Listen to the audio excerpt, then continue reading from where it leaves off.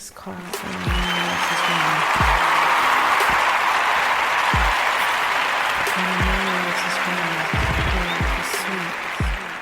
When a man loves his woman, she feels so It is time complete. for the lock.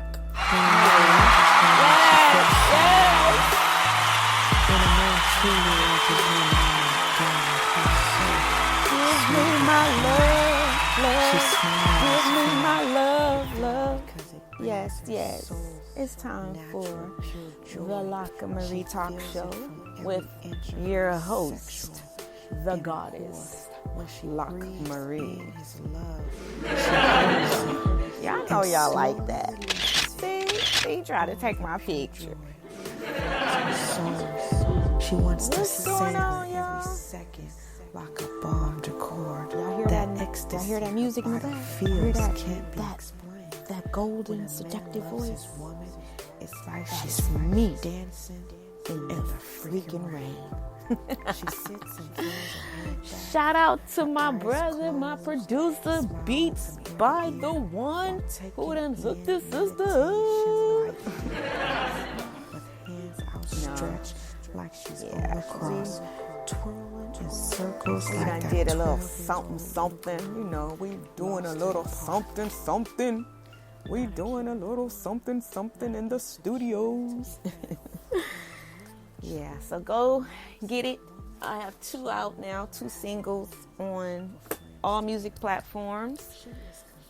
The first one was called The Morning After. Ladies, we all know what that is like. Men, you know what that's like too. I'm sorry, y'all, I'm stretching in the mirror. Y'all know how we do on my talk show. We family. I just woke up, standing in my mirror in the bedroom, looking at myself, how beautiful I am.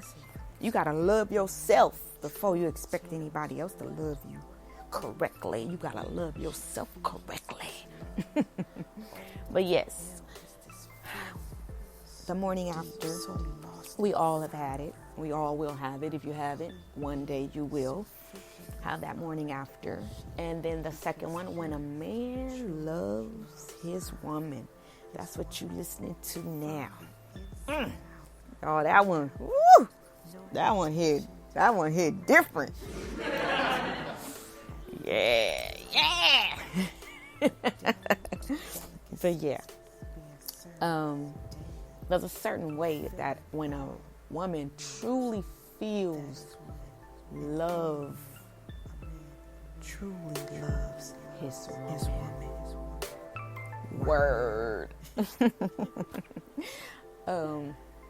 When a woman truly feels love from a man, and it does not, and what I'm learning the older I get, it does not have to be a long, drawn out, you know what I'm saying, 20, 30, 50, 60 year relationship. A man can love you for an hour. A man can love you for a day. A man can love you a week. A man can love you a month. Like, whatever interaction you have with people, if you are present in the moment then, not comparing it to what was or what could have been or what should have been or what you saw Jan and her man do and Jan and her man have. You know how we live our lives in competition with everybody else, right? But if you just live in the moment where you are when you're there, you could tap into some stuff that you ain't never experienced in your life. For real. And that's where that song came from. But yeah, we'll talk about that later on another scale later in life. But right now, I just want to come and say hi. I haven't talked to y'all in a while since my last podcast. That, Lord Jesus, it flew off the charts. I had more downloads on that one episode than I done had on 131 that I done did. Oh, nosy asses. See, all you got to do is catch folks with a title. You want folks to pay attention, just say you did something. Just say you did something negative. Just think, make them think, because this is their thoughts. Make them think you about to give them some tea. You about to spill some beans. And when I say I promise you, they gonna be all up in it, because they negative. That's how people are, just negative. Ain't got no good. They don't wish you well at all. They act like they like you, but they don't like you. Oh, boy, I tell you, boy. I had my brother laughing. I asked my brother, I said, did you see my podcast? He said, I just saw the title. And I said, he said, we ain't discussed that, so I'm not even going to listen. I said, see, that's what I'm talking about right there. Folks judging a book by its cover. You can see my brother know me and him talk about everything. So he knew. He was like, he said, I don't know where that came from, what you was about to say, and I just didn't want to hear it. Because he already know. He know my life pretty much. And he know that wasn't true. So he was like, I don't know what was about to come out. But yeah, I just put a title. I cheated on my last husband, and ooh-wee. Boy, everybody, where your link? What's your... I done had this podcast for almost 2 years now. Now all of a sudden you want my link? Oh, I tell you about folk. But they got a rude awakening. Go check it out. You'll see how I spent it. The truth will set a whole lot of people free. But I have evolved and learned that my truth and the real reality truth of like manifested things you can see, hear, taste, smell, touch. Some people just don't live in that reality. The realistic truth of what happens. If someone has another truth in their mind about you or about your life with them, there is no way in hell, heaven, or earth you will ever change another person's reality in their world. So you just either going to have to become a part of it, which is, become a part of their lie, because it's a lie. If it's not your truth, it's a lie. Or you just leave. And it's your choice. And my thing, which I see a lot of, is people choose to stay in other people's lie of their life with you because you're worried about what onlookers and people outside of your life is going to say or think. How in the world are you living in peace and harmony with yourself? And you're living a lie to please other people who don't give a rat's ass about you? They could care less. Because if they cared, they would tell you, as my grandmother and even my grandfather told me the first time around when I went to them both before I left my son's father, and I informed them. Now, those who know my grandparents know they was deep in the word. They was deep in church, right? Divorce, what they say, is not an option. But when I went to both of them, they said, you do what you need to do. You do what you feel is best for you and your life, because can't nobody else tell you what's good for you. Now, when the two main people in my life that I respect and trust and had looked up to was in alignment with what I was about to do, you think I care what anybody else outside of my... Man, you can pound rocks. Not sand, rocks. I was on the first thing smoking. Because that showed me there that even in their beliefs, they knew that still no one else can live your life for you but you. And honestly, after talking to both of them separately on 2 different occasions within my life growing up while they were together, and see, that's the thing. I ask questions. I used to sit and ponder things a lot, so I would get information from folks that other folks never got from them. And both of them, had they had the choice, my grandparents wouldn't have never stayed together as long as they did. They were just from that era where it was just something to do, and so they did it. But my grandmama, and I quote her, T, if I could get me a one-way ticket, get on a bus, and never come back, I would. I put the little joke and the little laugh in there, but she was serious, y'all. And I saw it and I felt it when she said it. Because I'm a feeler, and I've been feeling my whole life. That's what got my ass in trouble. But she was serious. And then one day, Pawpaw was out there on the porch, and I went out there like I always do, clown with him. We laughing and joking. And I asked him, I said, Grandpa, I said, if you could do it all over again, I said, would you have it married? And before I got it out my mouth good, he almost shook his head off his body and said, I wouldn't have never married your grandmama. Now, mind you, they didn't have the typical fairy tale, kind of, they just stayed together all them years. They had their ups, their downs, their ins, their outs. More outs than ins, more downs than ups. Because like I said, I was always around because I loved my grandmother. So I spent a lot of time at their house. And that's why I can't believe the lies. I don't care how long you've been with a man. That means absolutely, totally nothing to me. Someone who knows that people can stay together just because and for other reasons outside of love or being happy.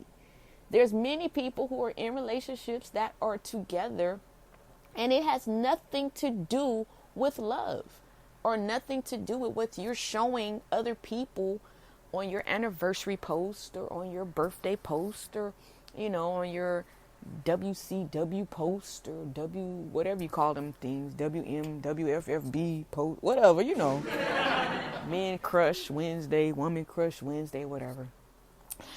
But my thing is, all of that is fine and dandy, but your inner true happiness is what is important. You matter. You matter, right? Your kids will get over it. I promise you. Your family will get over it. I promise you. But will you? You are putting everyone else before yourself. For the sake of what? To say that you've been with the same person for 60, 80, 90 years? What does that mean? That ain't paying no bills. That ain't giving you peace of mind. That's not helping you with your health. I don't understand. I will never, because I'm on the other side of that. Someone who puts peace and harmony in myself and other people before my reputation with other people. Because I could care less what other people think of me. I really can, if you haven't noticed yet. Because I've gotten past that. I was raised in a very, very, very strict, religious, traditional family, and I'm glad. Like I said, I don't regret anything in my life. None of it. None of my relationships, none of my friendships, nothing. I don't regret any of it because it has made me the strong, sturdy, sexy, sassy, dainty woman, delicate yet delicate flower that I am today. And I love being me. I love, the life I'm living. I love the people I meet in my life that I'm living. Like had I settled in what's the word I'm looking for? In a persona, in a life that other people had created for me to live, had I settled in being someone other people wanted me to be or thought of me as, right? Because I'm going to tell y'all something. It was so funny. I'm going to tell you after I finish this. Had I settled, I would have missed out on so many opportunities, so many friendships and relationships and businesships and just so many new, you know what I'm saying, opportunities to just live and get things off my little bucket list. Like, I have a list. Like, why people don't think I got desires? I got stuff I want to do. What? Who the hell said Locke Marie was born to satisfy everyone else's life and satisfy everyone else's desires but her own? Hey, that's what I did. She was born. She was created so that she could live and be who you look at her and say, yes, that's who she should be. That's how she should act. That's how she should dress. That's what she should wear. That's where she should go. That's what she should post. And literally, that is what people want from you in your life. And that's how people see you and think you should be based on their perception of you.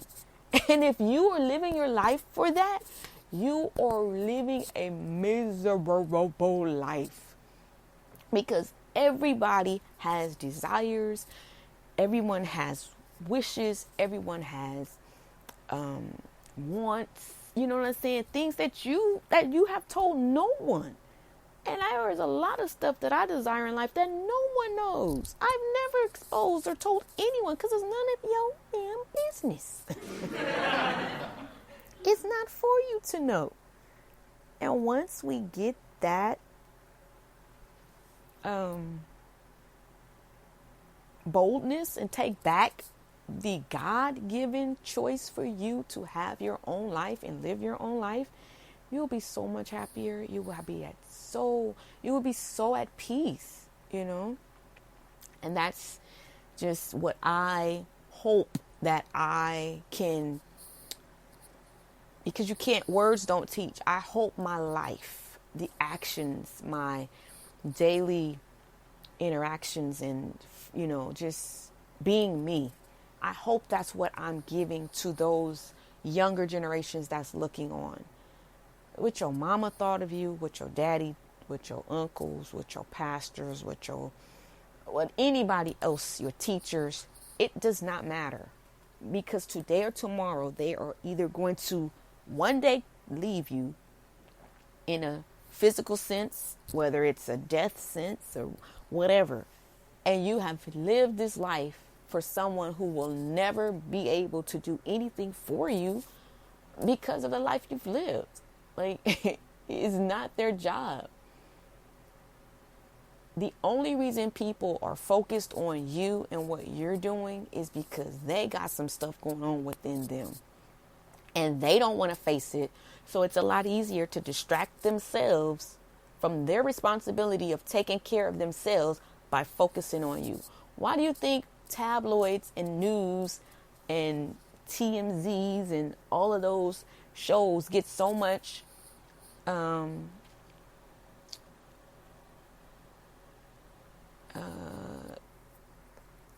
I'm sorry, I get distracted easily.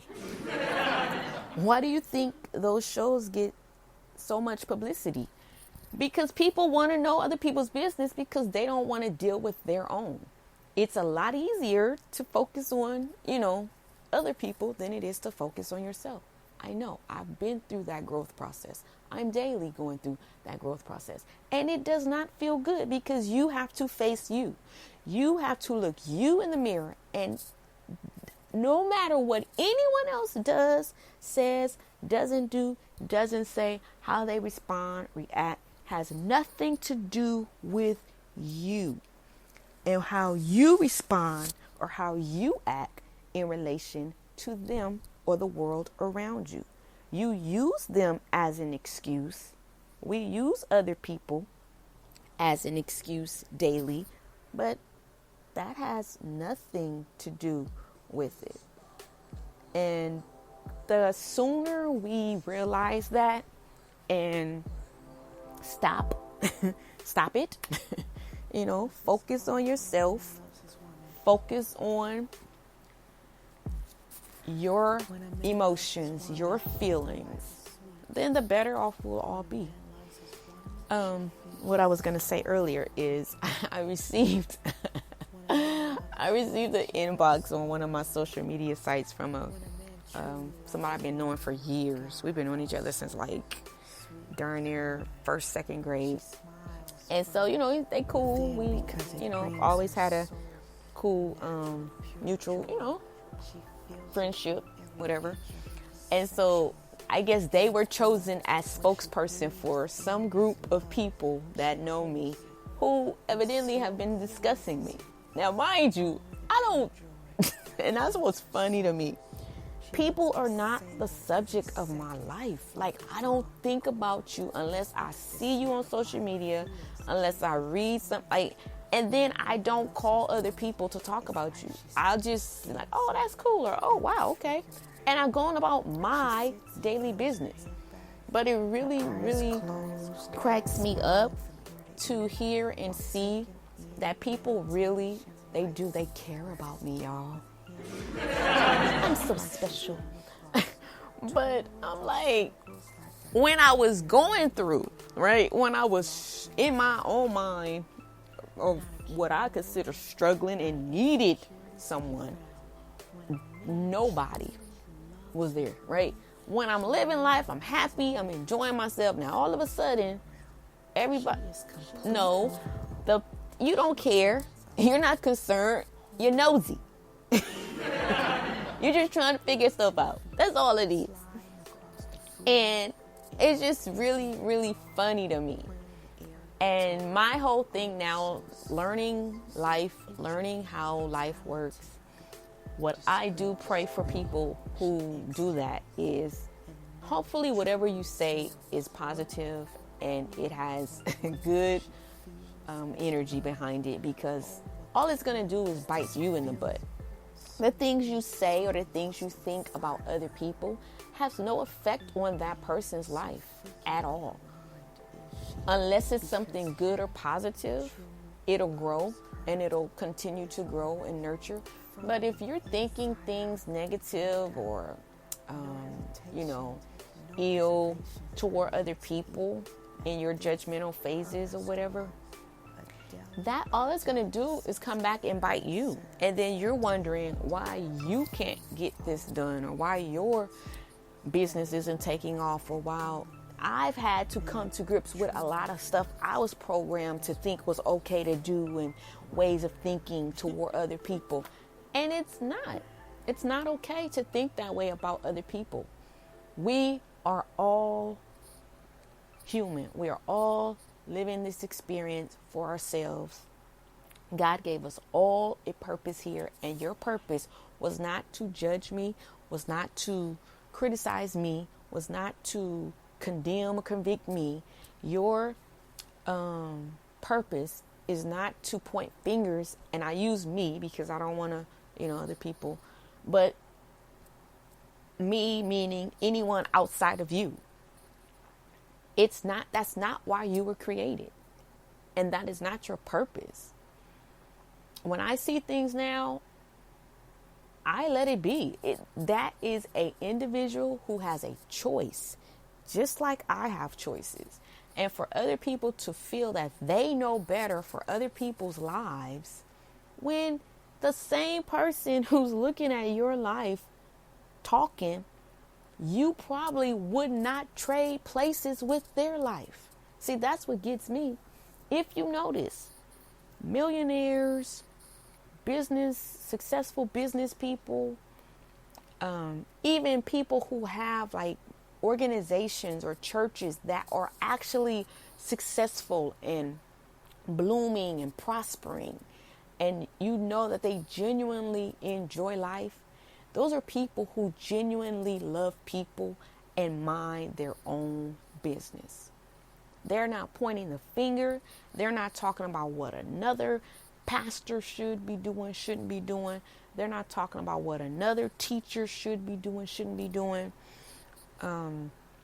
actors, actresses that really blossom and bloom in their career, they're not talking about what another actor or actress should or shouldn't be doing.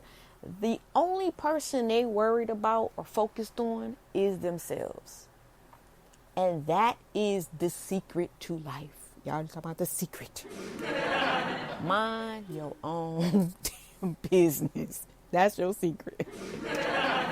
Once we do that, everything else in life will open up for you. Once you keep my name out your mouth, her name out your mouth, his name out your mouth, then maybe you can pay your bills. Maybe you can, get that car you've been wanting, or find that husband you ain't never had, or get a boyfriend. Like, maybe if you just mind your business, things will, go a little bit better. We as people, we must realize everybody has a separate individual life to live. Even twins. You may have come in together, but you still came out separate. No two people, which I don't think they exist anymore, because there was a time where they had the, what do you call those? Where they were connected. I can't remember the name of them now. My mind can't think of it. But the ones where they were connected at the hip, or there was some. I don't think no one has been born like that within the last, 10, 15, 20 years or so. Like, I don't think they have had those type of births in a while. And that's probably why, because God is trying to show us we are all individuals. We come here individually.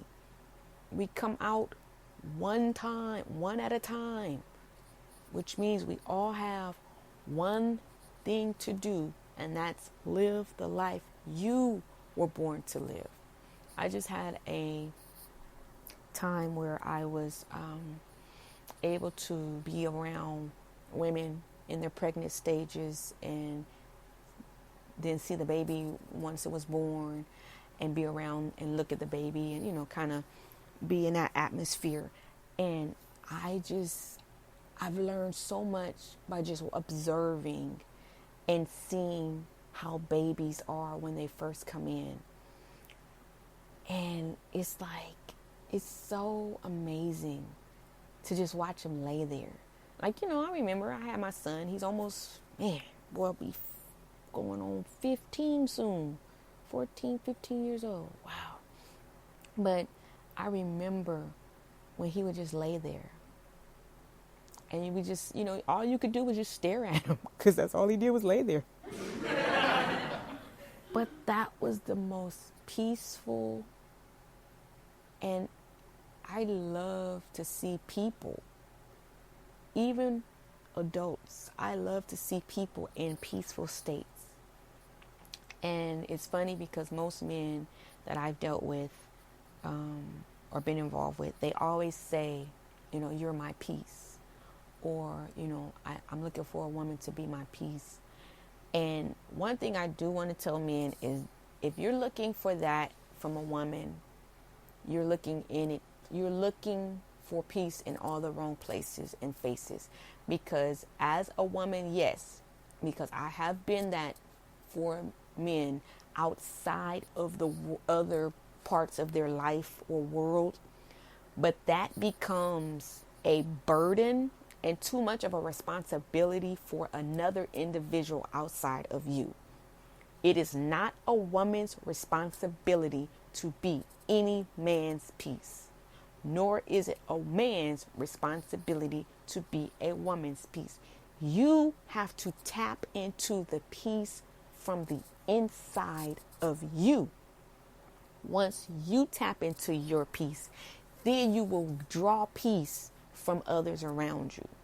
If you don't tap into your peace, that's why you're getting confusion, frustration, and anguish, and arguments, and fights, and fussing, and cussing, and bad traffic, and bad interactions with people at the bank and the grocery store and the tellers and all of that. That's why you get that from people, because what you got going on inside of you.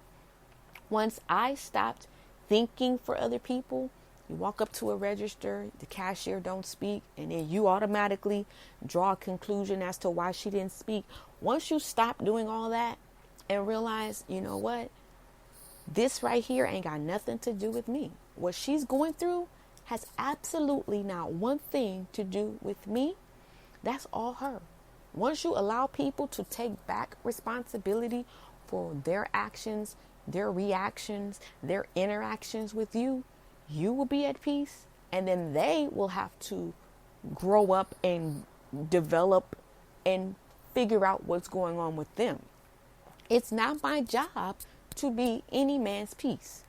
I am peace because I am a peaceful person. So yes, I will be that, but only if they are giving me that back in return. Gone are the days where this peace is one-sided, because I know what I deserve and what I desire and deserve from anybody who I interact with. So I have made my intentions very, very known to my God of this grand universe and the law of attraction that he has placed in motion to work on his behalf will only bring to me things that are a match to my peace and my happiness and my joy from the inside out. And that once we tap into ourselves and what it is we desire and focus on those things that we desire and not focus on what we don't want, you know, the do not list, the stay away from list, we have those good lists and the bad list. Once we stop listing the bad and just focus on what it is you desire, that is what the world will in return give back to you. I don't know about haters. I don't know about all that other stuff anymore because I don't focus on that. And that's why you have those things in life, because that's your focus. Everybody who talk about haters, I promise you, they got the most haters and will forever have the most haters in the world because that is their focus. If you don't want haters, stop focusing on haters. You need to change that momentum. You need to change that flow and focus. Okay, if you don't want haters, if you don't like haters, what do you want? What do you like? Focus on that. Talk about that. But I really believe, I'm going to be honest, I believe some people were sent here to stir the pots up, to be that we need contrast. Contrast keeps us going. People, and I'm going to finish the book, but there's so much in that book, which I probably will end up being a second volume because I can't put it all in one. Narcissists are your best friends. Y'all hate them to the T. I wish someone would put me on their talk show so I can expose this. Like, seriously. Because I need people to look at this from another perspective. I have never seen it or heard anyone say anything positive about a narcissist. Help me understand how a narcissist got this rap. You will defend a murderer.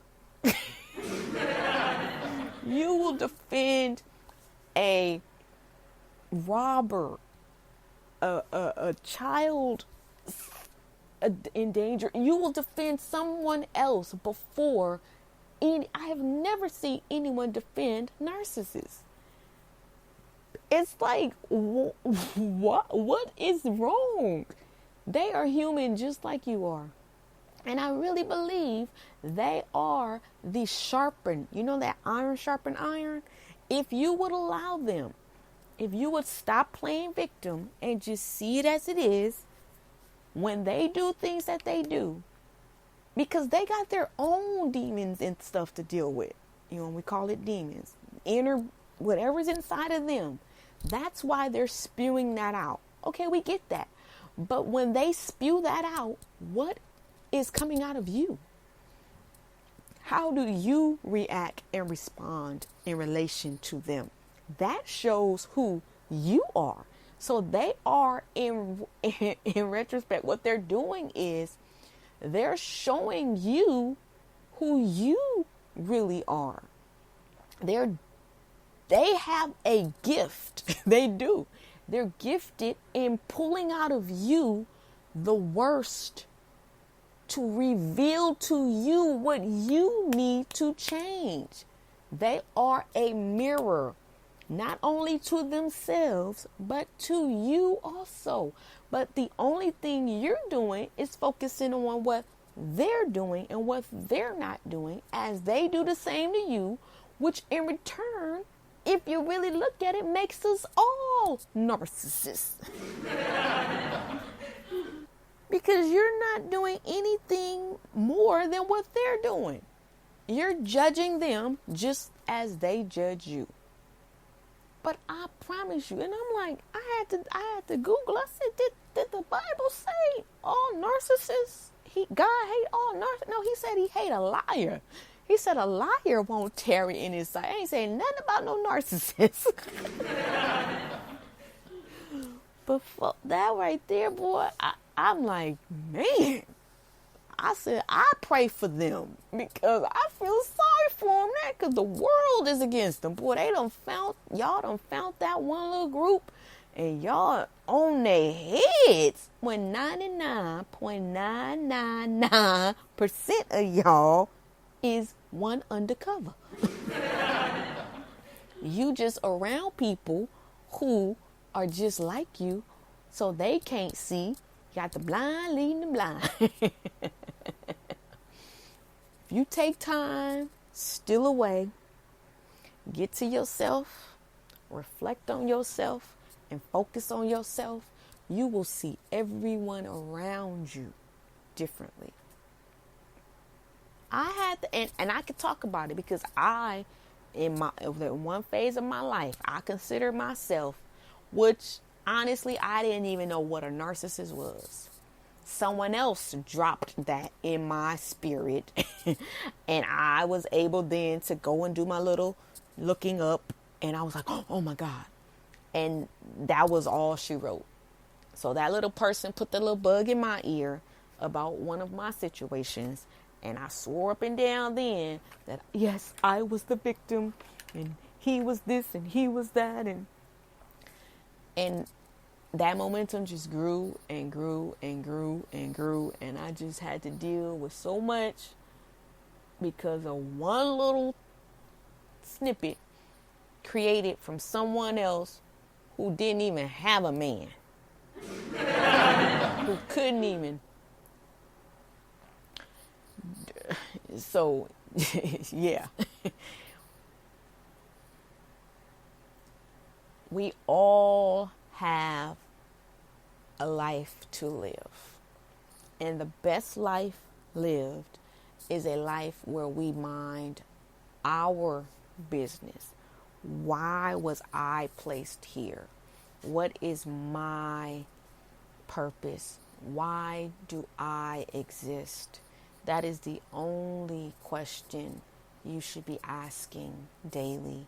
That is the only news you should focus on daily, is yourself. And once you focus on you and you do the work, no matter how long it takes you, some people it'll take you a month, a week, a day, a year, a century, a lifetime.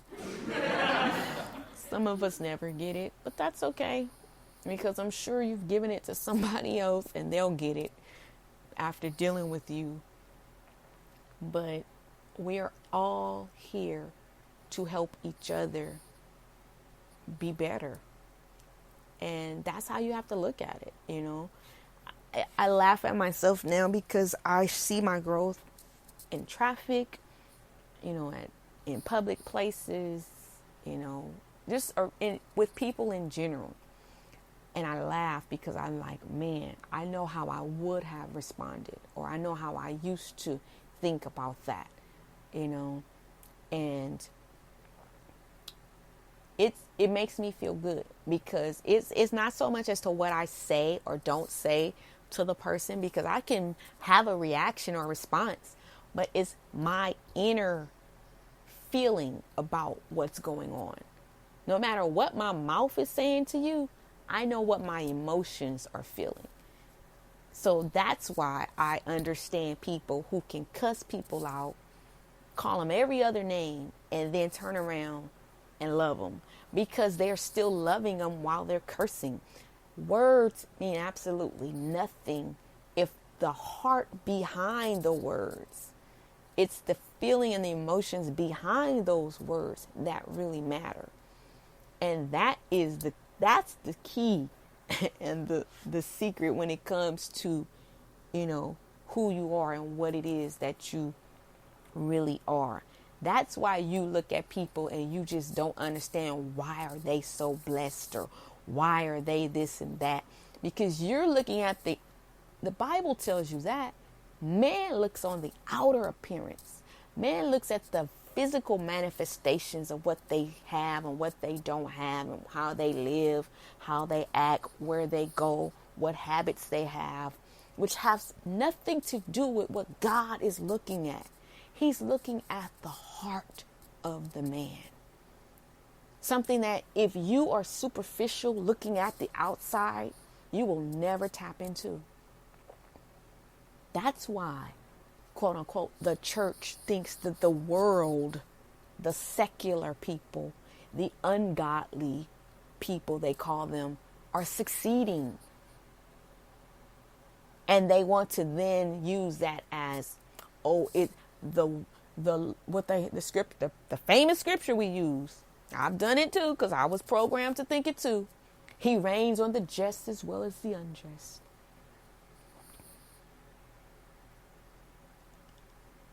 And you using that scripture against someone else is making you unjust. Just as unjust as you are pointing the finger at them being. Because it's not your job. And then you want to see, I've been on both. I'm on both. You can't tell me, because I know I'm not judging. I'm fruit inspecting. No, you're judging. You're not inspecting no fruit.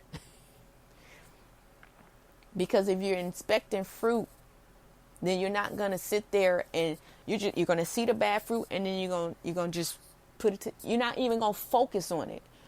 You're looking for the good fruit. That's what fruit inspecting is. If you see a bad fruit, you don't sit there for 3 hours, for 3 years, for a whole message, for a whole conversation, and focus on that negative fruit. You toss it to the side and you go and you find and you pick the good fruit. That's what fruit inspecting is. You're looking for the good. You're seeing, what can you save? How can you help? How can you nurture? That's what fruit inspecting is. You judging, point blank.